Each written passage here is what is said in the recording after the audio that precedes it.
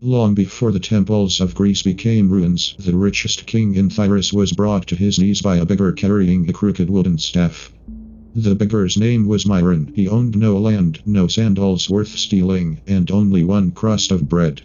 One winter night, at a three-way crossroads, an old woman asked him for food. Myron broke his last crust in half and gave her the larger piece.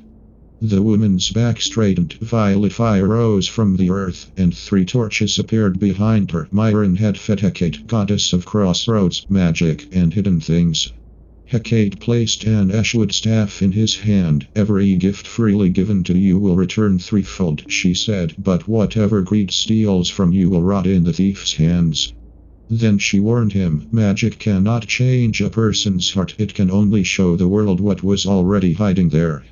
Myron walked to Thrace, a marble city glittering above the sea. Wealthy citizens stepped around him as if poverty were a disease. Only Ilaria, a widowed baker, stopped. She had one loaf left for herself and her son, yet she gave Myron half and a place beside her fire. At sunrise, three fresh loaves sat where one had been. Her nearly empty oil jar had become three. Ilaria could have hoarded the miracle. Instead, she fed every hungry family on her street. Each loaf she gave away returned as three more. Soon the story reached King Lindros. His vaults overflowed with taxes while children outside his palace searched the dust for grain. Lindros invited Myron to a banquet and offered him a chest of gold, but the king's gift came with a demand: surrender the magical staff. Myron refused. Generosity with a price attached is not generosity, he said. It is merely greed wearing perfume. That night, Lindros sent guards to steal the staff while Myron slept. By dawn, every coin the king had taken through fear turned into black sand. His jewels cracked, and the stolen staff burned his hands. Furious, Lindros dragged Myron to the temple steps and ordered his execution. Myron raised his empty hands. By Hecate's law, he said, let every heart receive exactly what it gives when no one is watching.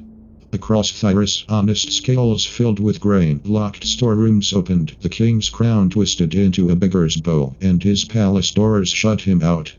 Lindros wandered hungry for 7 days. The nobles he had enriched refused him. At last, he reached Ilaria's door. She recognized him and still offered bread. When he asked why, she answered, hunger is hunger, even when the hungry man deserves it. The bowl grew warm, the curse lifted, but the throne did not return. Lindros spent the rest of his life working beside those he once ignored. Myron vanished before sunrise. At the crossroads, his staff had become an olive tree with 3 trunks, and travelers left bread beneath it. The people of Thrace never mocked a beggar again. They remembered that gods and magic often arrive dressed in rags.